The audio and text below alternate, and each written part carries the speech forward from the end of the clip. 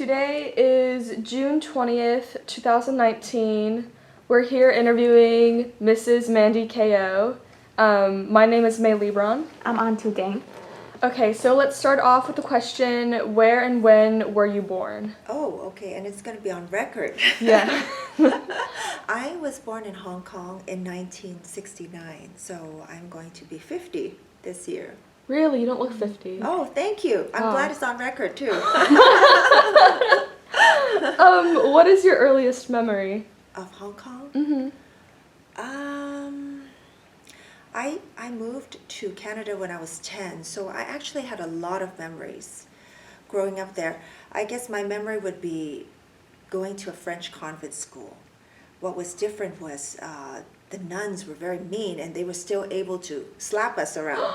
So I remember if you were the last in class, you get 3 slaps, second to last 2, and then the third, you get 1. So we were terrified of the nuns. So that was my recollection of Hong Kong. Growing up, I studied there until I moved to Canada. That was one. And I lived in a condo, an apartment, just like a lot of people. And I grew up with my cousins living very close to us. So we would always play with a lot of cousins. But then the news of 1997 hit. And I remember I was sitting in the back of the car, and then my parents were saying, I think we should move out of Hong Kong. And then in a blink of an eye, I suddenly didn't see my cousins anymore. All of us left very quickly. We were probably one of the earlier immigrants to, some of us went to Canada, Australia, and US. And so after that point, I rarely saw my cousins. So that was also something I really remember too. Mm-hmm. So you said you moved to Canada? I moved to Canada. What was that like? It was nice because we already had some relatives. I moved to Vancouver, Canada. The weather is beautiful. Mm-hmm. Everything is nice. The food is good. So it was a pretty relatively easy transition. But like a lot of families, my mom and me and my sister, we stayed behind, and my dad still lived in Hong Kong. He would work and make the money and then would fly back and forth. And there was a term called astronaut because the father is always flying in the sky. So that was most of my childhood and probably college years. My dad would just go back and forth, back and forth. Okay. Mm-hmm. When was that again? What year? I moved to Vancouver in 1980. Okay. Yes. Okay. And then I stayed there until I got married in 1996. Then I moved to the States. Okay. Do you have any siblings? I do. I have one sister. Her name is Clementine. And then when I was 17, my mom decided to have another baby boy. So I have a much younger brother. My sister now lives in Hong Kong, and so does my brother.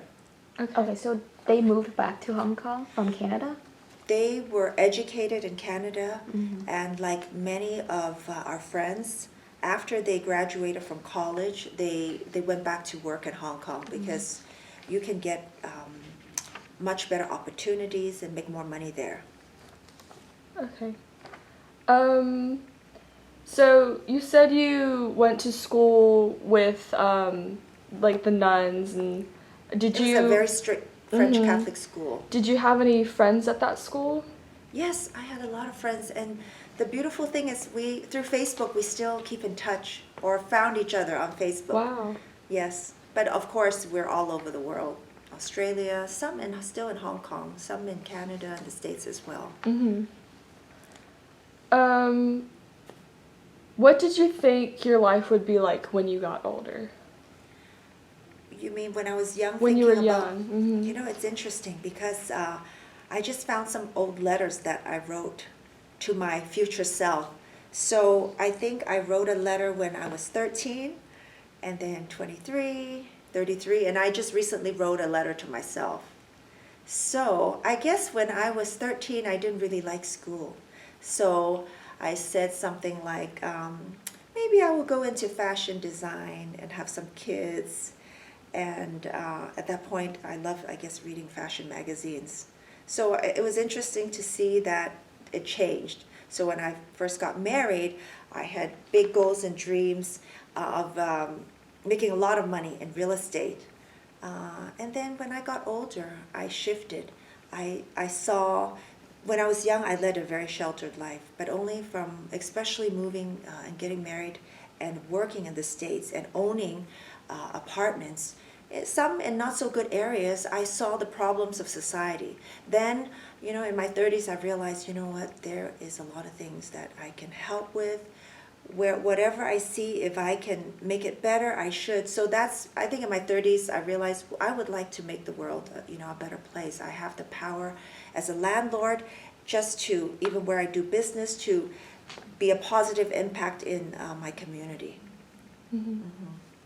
So where did you study in college? I studied in Canada, Vancouver. I got my undergraduate in home economics, but I cannot cook and clean. It's not what you think, or so. And then I got my master's also in Vancouver from City University. So why did you decide to study home economics? Honestly, at that point when I was younger, I didn't really think much about school. My parents were actually they were not like very all over me, just whatever I wanted to do. So I thought, oh, that would be easy and fun. So that's why I took it. I hope my kids don't see this. You could just tell them not to go online. And then at that time, when I was in high school, I started working retail. So I was the assistant manager for a clothing store. And I thought, you know what? I'm good at selling clothes. I think around the same time I started an image consulting company. So I thought, you know what? I would love to be a buyer. I love to shop, and wouldn't it be great if I could buy for the whole store? So that was initially what I wanted to do. So that's probably also why I studied home economics, because you do get classes to teach you how to sew and design. Did that tie into your younger self wanting to be a fashion designer? Yes, the very young self, the teens, late teens, yes. But then it was interesting. When I was 20, I had 3 car accidents back to back. Oh my God. And it left me almost like bedridden. I remember I was diagnosed with fibromyalgia. I had so much pain. And I think at one point I told myself, like, God, dear God, I prayed tonight, if I'm going to be in so much pain, let me not, I think something like, let me not wake up, because I was in so much pain. And then I had a revelation.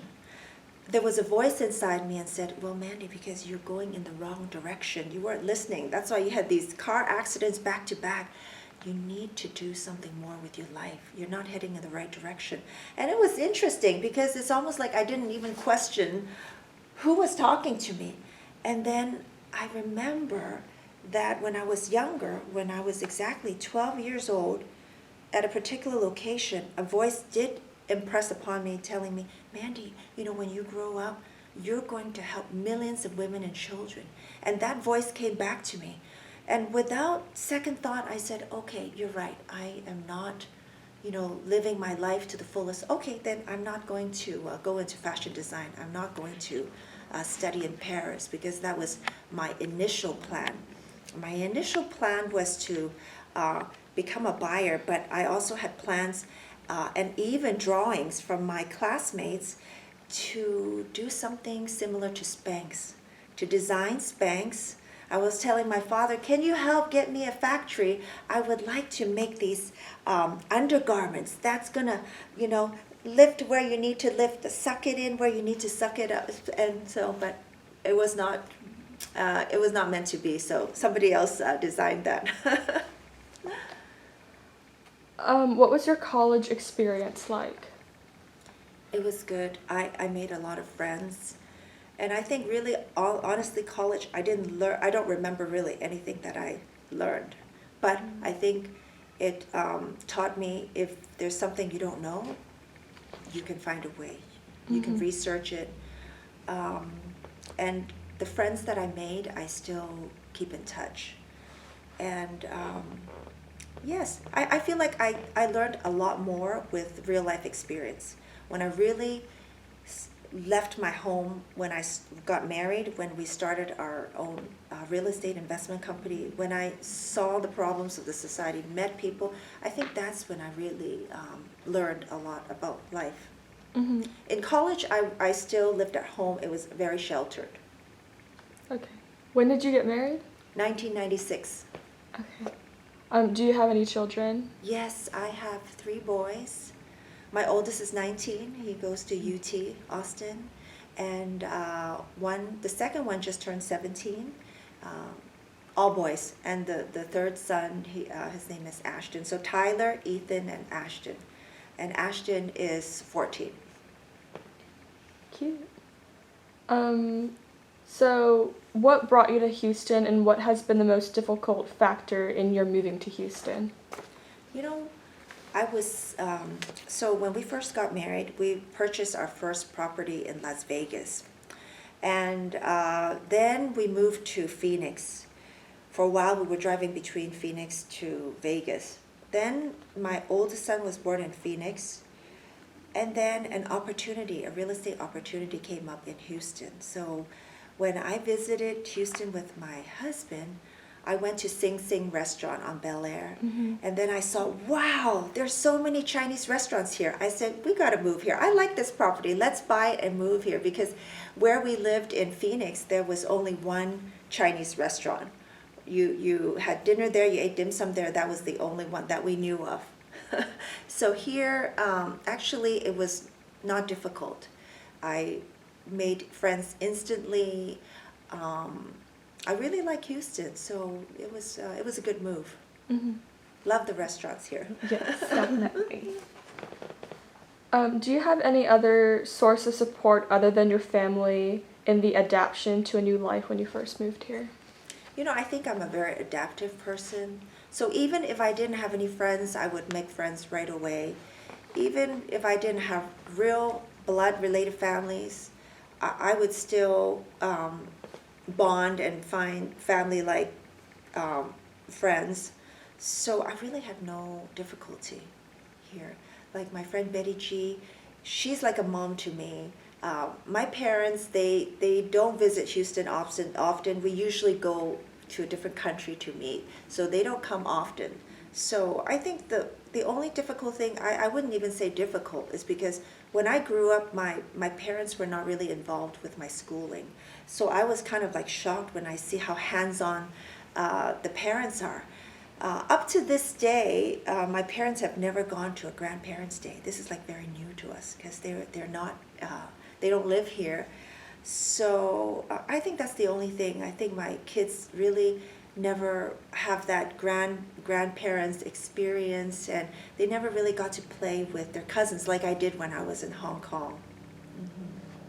Do you raise your kids with the same values that your parents raised you on? I'm definitely more hands-on. My mom, I think I definitely got, my mom volunteered like a lot. When we graduated from college, she and a couple of friends actually ran a homeless soup kitchen.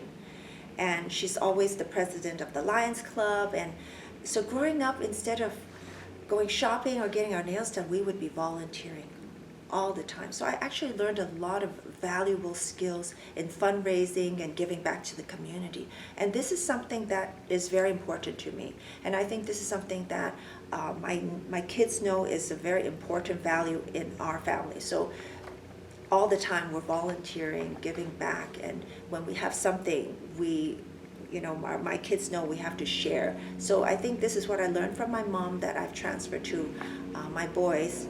And with my dad, he actually took me to business trips or like business meetings when I was as young as 9 years old, because my mom didn't like to socialize. So I remember when I was 9 years old, my dad would buy me beautiful dresses, and I remember sitting there with a lot of older gentlemen in suits, and they're having dinner, having conversation, and I was just having the time of my life, just trying to soak in and trying to understand what they were saying. So I think when I was young, I also told myself that, I'm going to be just like my dad. Because instead of telling me Cinderella stories, he would tell me all his stories about his work, because he had like an international trading business. So he would say, oh, I was in Russia and I was trading with France. Oh, and I thought that's great. And so I said to myself when I was young, when I grow up, I'm going to be a successful businesswoman. And through my mom, I want to make a difference. And I think this is what we impressed upon our kids. Ever since they're young, they had to work, and we don't give them allowance. Everything, we want to let them know that, in life they have to work hard. So when they were young, I think my youngest was maybe 8 or 9, they already started their own real estate company. So they would flip houses. Of course, my husband would help them, but they actually did some work, and they also interviewed the realtors, and they read the contracts, and it's whatever is age appropriate, and they did more and more as they grew up. Wow. How do you balance your work and family life? I don't think there's I don't think we would ever achieve, the perfect pie. I think for me, I just take it one day at a time and know my priorities. Like right now, my kids are still not completely out of school, so especially during the teenage years, I think it's very important for me to spend as much time as I can with them. Of course, when I was building the company with my husband, I had to work 7 days a week before the kids, for sure. And then when son number 1 came, I cut back 1 day. Then I would just work Saturday, and then when I had 3 kids, then I just worked Monday to Friday. But now I would say I mostly work part-time. Just with the beauty of technology, I can approve things over the phone. I want to be there for my kids right now, but I think things will change. When my kids get older, they don't need me as much, then I can pursue other things. Mm-hmm. But so I feel that every day I can have a balanced life if you take it one day at a time. So what is it like working with your husband? I think it's actually, it works because I think he is, we complement each other. I am his strength, like whatever he's weak at, I'm good at. So we rarely actually have to interact, and we rarely even have to argue. So for example, when we bought our first property, he was in charge of, he had the experience of building subdivisions in Canada already. He was a young developer, so he did all the renovations. And then for me, since I had a master's in marketing, I took over the income. So I took care of the leasing, made sure all the rents are collected, things like that. So we complement each other. So it works. What is the most significant change or difference that you have noticed at work when you first started compared to now? Before I was the youngest in the company, and especially being Asian, sometimes when they come in, they just assume you're the leasing consultant, for example, at the apartments, never the owner. But now, I'm the oldest in my company. With the blink of an eye, I'm the oldest.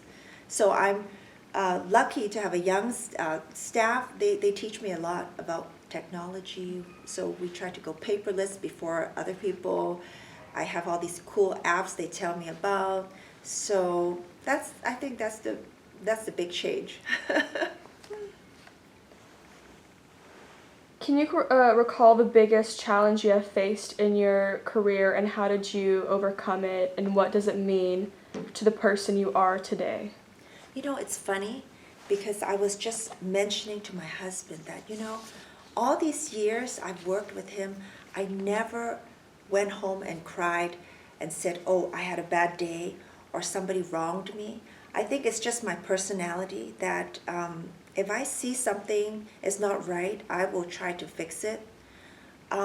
Really, I cannot think of any big major challenge. I think it has to do with your attitude, and also I'm grateful each day that we have a company. Of course, there are ups and downs, and of course we will have challenges with just like running any business with staffing. but I think with each situation, I learn from it, and I make a mental note not to make the same mistakes, and I don't dwell on it. So really, every day I have a good day. I really cannot remember one like big challenge that I have not overcome. And two, do you have any questions? Yes, because you were mentioning about how you might have other like ways or path or plans when your kids get older. Do you have anything like specifically in mind right now, or you just it might just be a possibility? You know, like I said, when I was 12 years old, there was a voice that told me that, Mandy, you are going to help millions of women and children. Now, I don't know what's that going to look like, but I am a very spiritual person, and I don't worry about how, but I feel like if I have something in my heart and I work hard, I'm good to people, unique opportunities will come my way where I can really serve and make a difference. So I think definitely when my kids get older and they need me less, I definitely would want to do more impactful philanthropic work. Right now, you know, I do as much as I can. I have, you know, I have one business. All the income that I make from that business, I use it to support scholarships for refugee girls. We support after-school programs in all our apartments and in some schools. Whatever I can do, I try to mentor formally, informally, younger women or women who are starting their own business. So whatever I can squeeze in, I try to squeeze in now, but later my pie, you know, the proportion will change. That is what I want to do until my last breath. Hopefully I can empower and uplift women. What are some major lessons learned from your work experience as an immigrant? I think sometimes people will say, well, you can't succeed because you're an immigrant, or you don't have it as good, you're a woman. I think, but if you look at it, I think the chances that you get and the opportunities you receive, it really has to do with yourself. I think, yes, it's true. Sometimes right now women are making less than men, but we can change that. I think what I've learned is, even as a woman myself, as a mother, as a business owner, I can make changes. For example, I'm really happy to report that we're probably one of the few companies that have promoted typically female roles, like typically in apartments, the women are housekeepers, and then the men are maintenance. And then the one who makes the most money in the apartment business is usually the manager or the maintenance supervisor. So I'm really happy that we try to promote within our housekeepers who are doing well, and so we actually have maintenance women who eventually can be maintenance supervisors, so they can make more money. And I think also by transferring my values to my kids, to understand that women are equal, and that, you know, we should have equal pay, equal opportunities. I think in the future all us women can make an effort to make the world a better place. I think it will get better. Any suggestions that you wish to share with young immigrants nowadays from your workplace? I think if you want to talk about the stereotype, Asians are really good in school, but they're not getting promoted. I think, and there aren't enough Asians in board positions. I would say feel the fear and do it anyway. Get mentors who can help you focus on promotion, ask for raises, develop yourself, volunteer your time to help others. It's beautiful when you help others. Eventually, you don't know, somebody else will help you. And have a game plan to rise. And then when you rise, make sure you bring others along the way. Any questions? Oh, no, not for No? now. Okay. So what was the motivation or inspiration for you to start the Mandy Ko Foundation? You know, my kids and I have been volunteering ever since. When you tell them, they will probably say, I can't remember when we started because we started very, very young. For example, all these years, I never took them to the toy stores. So they didn't realize that they could buy toys in the toy store. Once a year, they would have a birthday party, and I would put all the toys in a gift wrapping room. And then if they're good, once a month, they can pick one. And then Christmas time, we never bought them Christmas gifts. Instead, we let them know this is the budget. We can use it to buy for another family who has less. So very early on, they would go visit and they would say, Mom, they don't have a bed. They don't even have a sofa. So it opened up their eyes, and then they became more grateful. And they actually look forward to the Christmas gifting program every year. And one day, I don't know, I think my son was, because I always tease them, oh, how old are you, Mom? My friends want to know, oh, I'm 21. And then one day, my youngest said, Mom, I Googled you, you're old. So, and then he said, are you going to die? I said, yes, I will die. Oh, I don't want you to die. And then, I don't know, something hit me and said, well, you know what, I was thinking of setting up a foundation. Why don't we, name it after me, and then you guys are going to be my board members. So that when I die, I want you guys to continue on with some of the things that are important to me, such as like scholarship for girls, girl empowerment. And they said, okay. And that's why, initially, how it started, so that he feels that Mommy will live forever. Oh, that's a very cute story. That is. So how long has the foundation been in existence? I think right before I turned 4, so like 10 years. Wow. Yes, time flies. What are projects and accomplishments that the foundation has achieved so far, and what are the ongoing activities and your future plans? Before I did work with the homeless population, but I think my heart, and maybe because I remember one day I asked myself or the universe, like, God, how come you didn't give me a daughter? I'm such a girly girl. I would love to have a daughter. And I thought after the first son, I thought the second one would be a girl. And then I thought, no, okay, maybe God wants me to have 3 kids. Let me try one more time, and it was a boy. So one day, it was impressed upon me that there was a voice that said, Mandy, you don't have a daughter, a blood daughter, is because you're meant to love many, many daughters. So I think this is like become more and more important to me, as I had witnessed through the foundation that, when you educate girls, especially, just giving them a helping hand. For example, some of the refugees that we support, just to give you an example, there was one girl, she had 4 years to learn English. She came from Africa. She had 4 years to learn English, and she got into a university. Her father is a farmer, and she said, well, I want to go to college so that I can help him have like a super cool organic farm. And while she was in college, she became the president of this and that, and she was able to get internships. Of course, I think with or without me, I think she would have succeeded.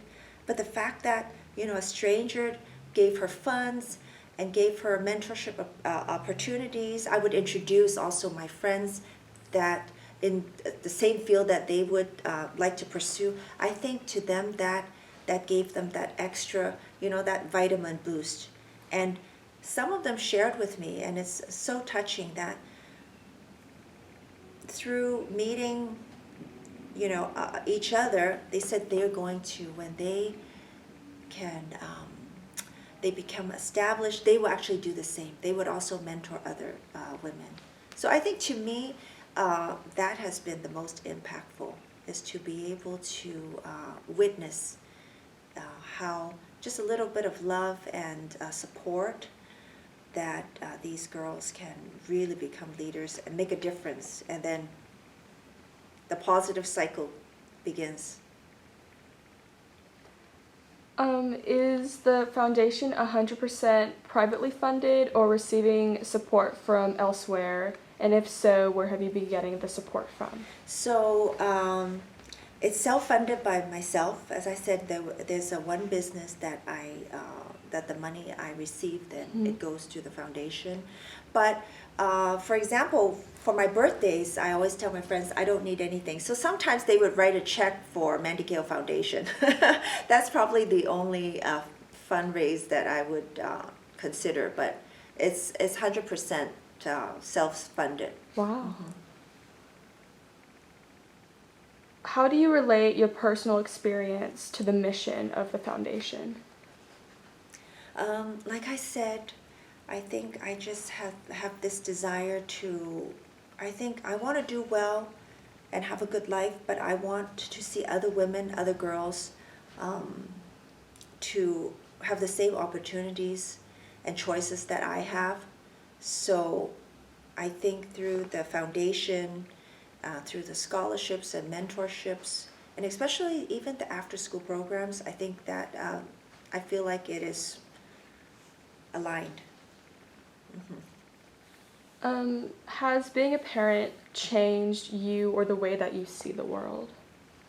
Yes, I want my kids, of course, to have a better world, a better life. So I also want to make sure that they're happy. That I think I don't want them. I don't want to just leave them a lot of money. I don't want to just spend most of my life making a lot of money and then hand it over to them. There's a Chinese saying that the wealth will not be passed as 3 generations down. That's why I feel it's very important for me to teach my kids ever since they were young to be grateful, to be kind, to be giving. And I find that, I'm really happy to see that my boys are that. And so I know they will have a good future just because they have a kind heart, they have good work ethic, they work hard, and then they love to give back to the community. I recently came upon something that my youngest wrote, and he said that he's going to get into Stanford, but he's going to decide, just like a lot of successful people, that it's not for him, so he's going to drop out. But he's going to become a multi-billionaire, and he will donate 99% of his wealth to charity. Wow. And that made me almost like cry. I thought that was so sweet. He did not know I was going to read it. So you said you wrote letters when you were younger to your older self. Do your children do the same? No, but that's a great idea. I think I should ask them to do that. I actually started writing letters to them via Gmail. I just need to get the access again. Each of them, I would say, "Dear Tyler, blah, blah, blah, this is what you did." I stopped it a few years ago, but I think I should start it again. I just need the access. So they actually have letters from me writing to them. So did you write your letters like as a way to pour in your feelings, or did you have like set specific goals for your future self in each letter?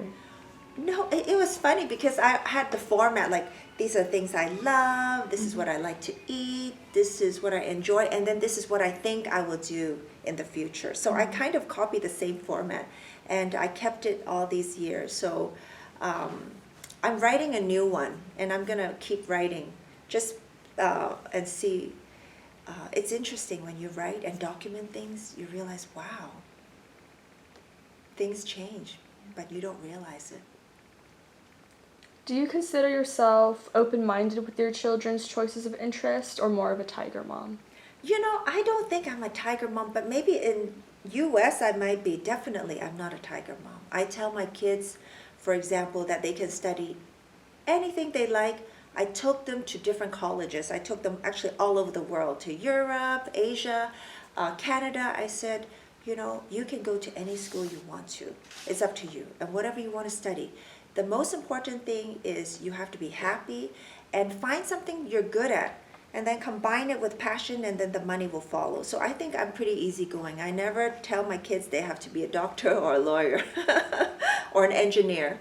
I don't think any of them will be any of those. What are some lessons learned from raising your children? You know, I learned that they actually teach me more than I, as a mother, teach them.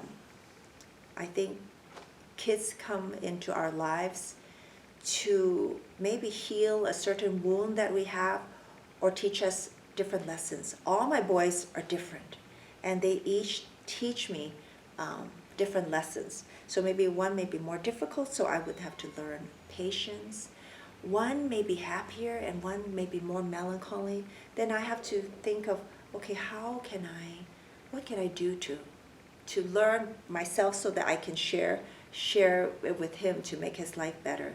So definitely my kids have made me a better person, I hope. They have taught me many, many important lessons that help me learn about myself. So going back to your husband, where did you guys meet? I met in Canada. I met him in Canada, and he was a real estate developer already. And I don't know, one day we just said, you know what, the opportunity is there in the States. You want to go. So together we actually purchased a 78-unit apartment complex before we got married. And so we got married, we went to Hawaii for 1 week, and then boom, I took 2 suitcases I still lived at home, so from the house to the property, and then the rest is history. So, like, how did you guys meet? Oh, how did we meet? Yes. Oh, I told my dad I met him at the library, but that's not true. I just met, I would tell you, but since it's going to be on tape, I cannot tell you how I met him. But I can say through mutual friends, and he is 4 years older than me, and we have similar interests. At that point, I think I started, I had a real estate investment company with another friend. Okay. Because we knew that the U.S. market was getting a much higher return. So we were, with my investment company, we invested in Canada, but we also had the foresight to also eventually invest in the States. So this, I think, my husband is very business-minded, and I think he told me, wow, you're the only girl who really loved real estate, and that's what drew me to you. Since I can't cook, right? I can't get to his heart that way. So when did you start the real estate company again? When we got married. Okay. Exactly when we got married, we formed a new company together. Wow. So it's like jointly owned. So I know about the 2008 housing crisis. Did that affect you in any way? Yes. It did. That's interesting. In fact, we were trying to sell a property, and my husband said, you know, the new buyers are having trouble getting financing. But I always am so optimistic, and I always, I'm always very lucky. I still remember then I heard the news that, okay, this particular bank approved a loan, and this is their last loan that they will approve because of the financial crisis. So we were able to sell the property. I think it was difficult because we saw a lot of our friends in the industry overnight became bankrupt. Wow. We had shopping centers. The tenants could not pay the rent. In some of the restaurants, nobody went, and what can you do? And when you had so many different tenants not paying you rent, how many months can you support? And I remember my husband talked to me and said, you know, I just want you to be aware, you know, this might happen to us too. But again, I'm very optimistic. I said, don't worry, it won't happen to us. You know, we are going to be okay. But at the same time, I said, even if we lose everything, that's okay, because we can always rebuild. So, yeah, my husband said, okay. But luckily, we were okay. We made it through, but it was a difficult time. Wow. Definitely. So through that time, And that was also the time I remember. That's also one of the reasons I started the foundation too. I remember as a volunteer, one of the big refugee resettlement agency told me, please help. There's a lot of crime at this property, and we have to move all these refugees because one of them was shot. Oh my gosh. And the person who shot the refugee was still living in the complex. Wow. And he was asking around, like, oh, what hospital is he staying at? Oh my gosh. So it was a dangerous situation, and they said, please help. So because I still have friends and we had some vacant units, I said, we have to move all these people. They're very scared. So I think it was like 20 families. I don't know how we did it. We moved them overnight. And then the agency said, thanks, Mandy, this is great. Now we have another problem.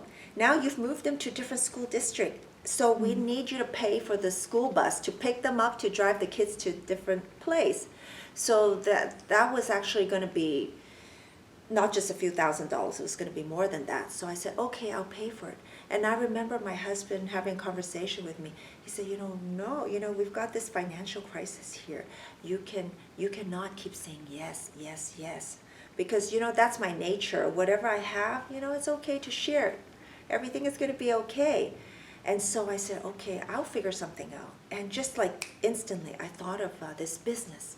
It's almost like inspired me to start this business. I said, okay, well, this is not going to affect, our main company. I created this business, and out of the cash flow, I was able to take care of these kinds of expenses, miscellaneous charitable expenses, as well as fund part of the, the other philanthropic work. So out of that, this beautiful thing happened. Mm-hmm. wow. Yeah, so my last question was that through such a dark time, what was the most important message or lesson you have learned and taken away with you? Even the darkest time, I think, never give in to fear. I think a lot of people, they think of the worst, and what's the worst? You pull your kids out of private school, or you change your lifestyle. I mean, you're not going to die. I think, for me, my message to my husband and all the people is always have hope, and always look for opportunities. Many millionaires were made during the Depression. I think, try to be a contrarian thinker. When people are losing hope, you have to be the light. You have to have the hope. And I think I just took it a day at a time. Okay, what good can I do today? Okay, what's positive? What can I work on? And take it one day at a time. And be fair to people. Be honest. If you have trouble. I know some of the tenants, they couldn't pay. They try to maybe sometimes turn things around and say, I'm not going to pay because being in the apartment industry, it happens to everybody. Oh, I cannot pay. Let me try to pretend to slip and fall, for example. I think, we're reasonable. If you have a problem, tell the truth and share. And sometimes people can help you. Mm-hmm. Always be hopeful, I think. Mm-hmm. So you've lived in many countries throughout your life. What do you identify as? Do you choose to identify yourself as American, Asian American, Canadian? I never really thought about that. Mm-hmm. I think eventually I see myself living in different countries. Once I have this vision, once my kids grow up, I'd like to live part-time in US, in Asia, in Canada, and maybe London or Paris would be nice. Wow. So that's what I see.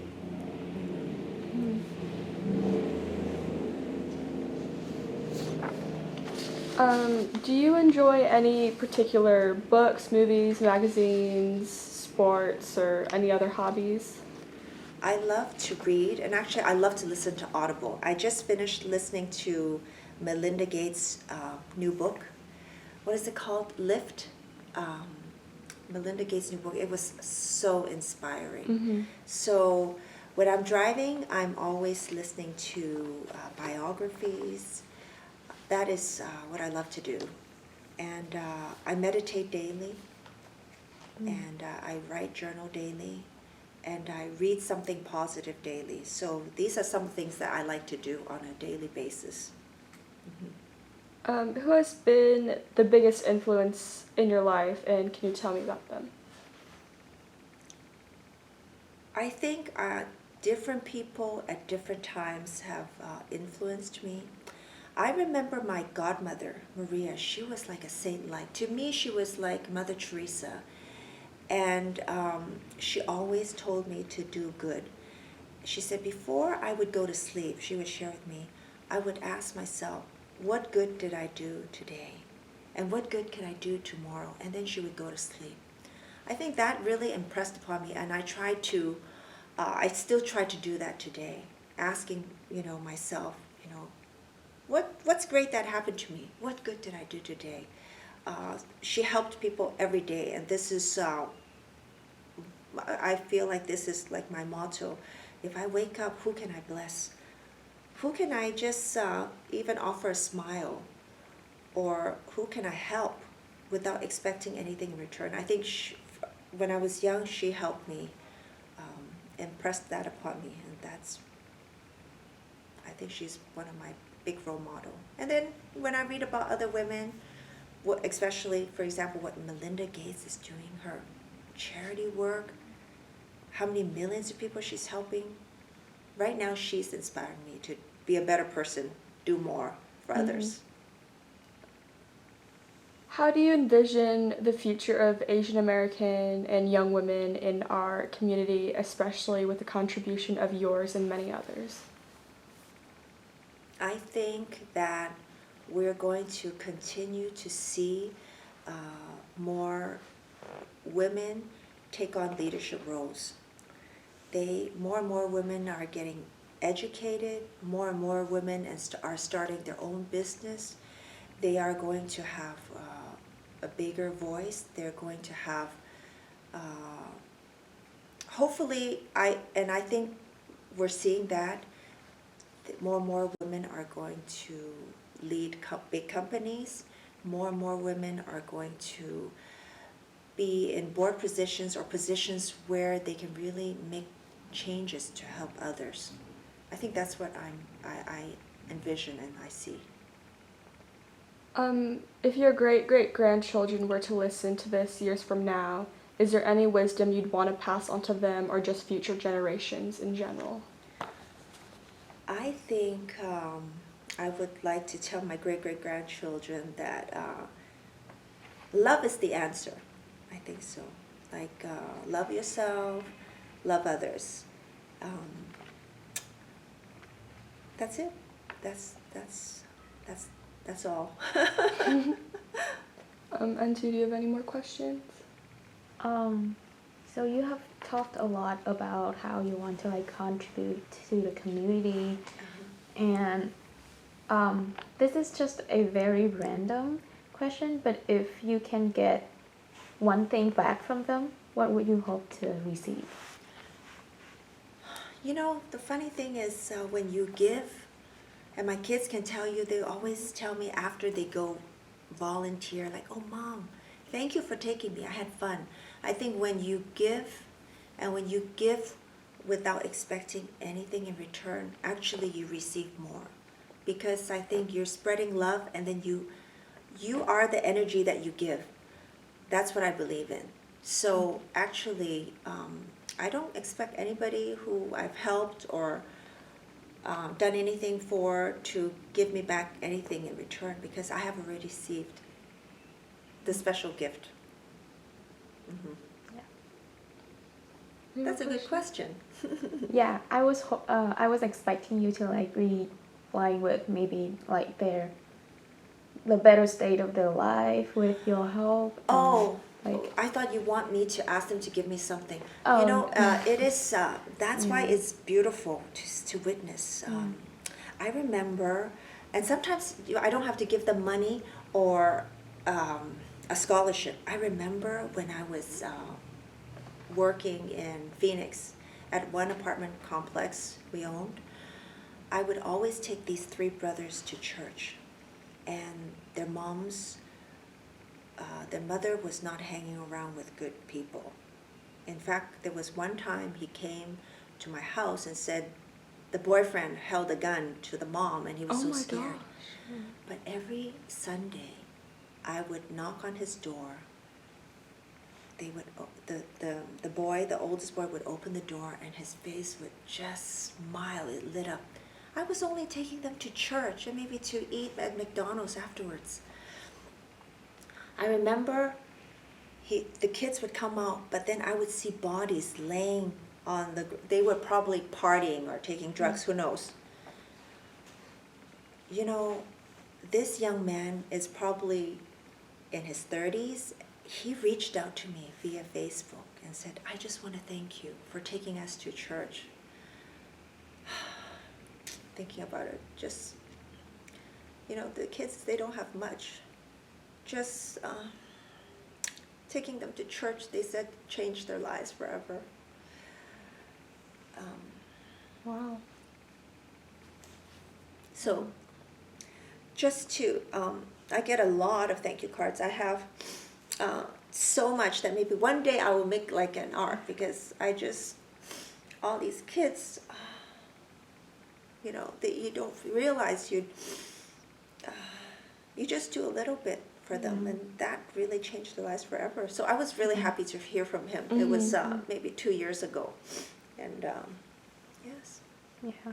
Wow. Yeah, that was very expecting, because I know that you gave without expecting anything in Yes. return. Yes. And then I would figure that it would be the best present for you to like Yes. look at See how them happy. yeah, look at the Yes. happiness, look at the better life.